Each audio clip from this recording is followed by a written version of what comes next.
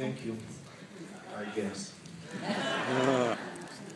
Fantastic. Do we have some questions from the audience? Right down front.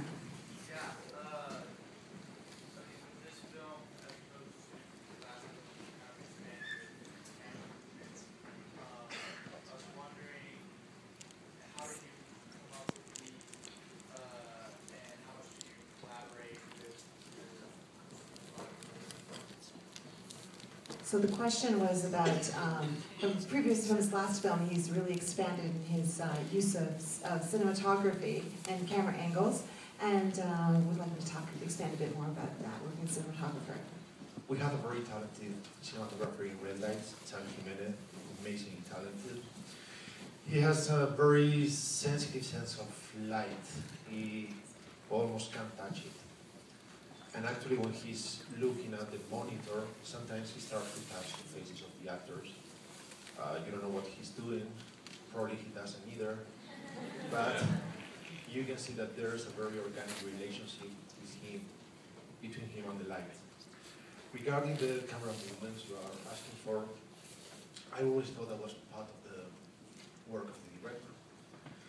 That's part of storytelling. I mean, when you tell a story, you are playing with all the tools of cinema. Pace, music, editing, the way actors look at each other, the lighting, the use of lenses, cut, everything. And I'm very obsessed with all of those things. So I'm afraid that's part of my work, which means that whatever you don't like is my fault. Excellent. Right there in the center. I was wondering what portion of it was shot in, I noticed some of it was shot in Barcelona, and it was just a city-state that was in Chicago, or? Yeah, actually the movie is more independent you may think. It's been down for five times less money, probably, that it should cost. It was mostly shot in Spain, but you don't notice. 80–85% of it was shot in Barcelona, and a couple of weeks of exteriors in Toronto. But you are right, we never name the city, we never say what city it is, but probably it would be a kind of Chicago, whatever.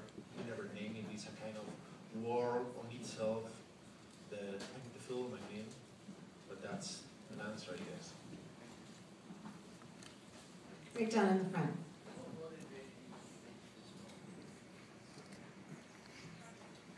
Oh, sorry, the question was, what motivated you in making this film? You mean, why did it do this film? You mean, why? You mean that I shouldn't? Well, I started with two words, paranormal hoaxes. Because you have both sides of this concept. You have the paranormal, which is the supernatural, magic, things you cannot explain. And you have hoaxes, that's human being in action. And this way I could explore both sides. Both fascinated me. The side of the scientists, the rationals, the professional skeptics, and the side of the believers, let's call them this way, the so-called psychics, the parapsychologists, even those who apply certain scientific knowledge to their work. And I found something interesting in my research. I found out that both behave in a very similar way. No matter what they claim to do, both only accepted what confirmed what they previously thought of things, which means that we only believe what's more convenient for us to believe. Right there in the shirt.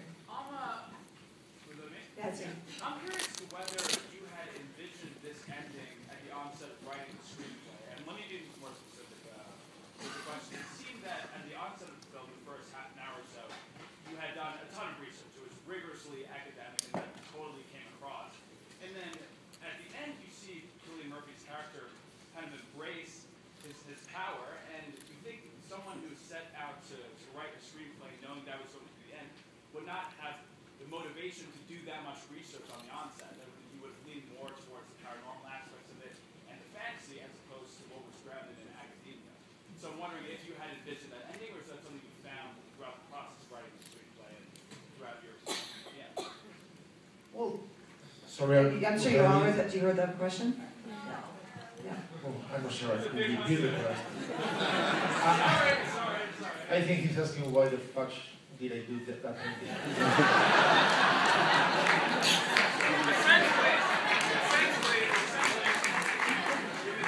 I'm curious about your mind, because the ending, Cillian Murphy's character kind of ascending to grasp the supernatural side, his power, or whatever you want to read into, that's what I got. It seems that someone who had envisioned that from the onset of writing the screenplay would not have had the ability to sit down and do all the academic research necessary to write the expositional part of the film, the first half an hour of it that I got. That seemed like a real lesson. We really learned who the characters were, what they were about, and what the field was about. Well, it's difficult to explain why you do things, and everything happens on the process. Everything starts on what you try to express when you are doing the film, and you try to do something compelling and engaging, but you are telling to say something at the same time. You don't try to say it on the nose, you don't try to take out the blackboard trying to give lessons, but you're trying to express something that not necessarily has to be understood in a logical way, but also in an emotional way. I mean that movies are not only about answers, but also about questions. So I always did, I always had in my mind a kind of story of self-acceptance or self-knowledge or whatever. But as I told you, I tried to express that to a compelling world in a very Hitchcockian way, in a way. So to me, it was the right way to allow him to express how hard it is to accept what you are, how hard it is to be brave enough to look inside you and accept what you are. Maybe, I don't know, I didn't need to be philosophical or whatever. Maybe it was a little bit more confusing than I expected. No, not at all. It's just, really, it strikes me as impressive how you were able to see that as the arc of the film and still sit down and do that much research. You know, because I think everyone in the audience has learned a whole lot about the subject just through your film without having to do what you obviously have to do in order to spell that out from. Well, the reason has to do with doing things as touchable, believable, and tangible as possible.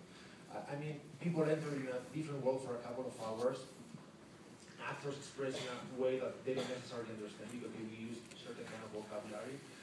You don't know exactly what they are talking about, but you know they are professionals and they do. And for these 2 hours, in a way, I wanted to have some sense in a way, I wanted the film to have the genetic code of a political thriller of the 70s. So that's also part of that research, of that sense of conspiracy, and even that deep sense of drama with actors expressing themselves in a pretty deep way and many times using their words to communicate information but not emotions. Emotions are on their silences or the way they look each other, on the things that they don't say often or the things that they hide.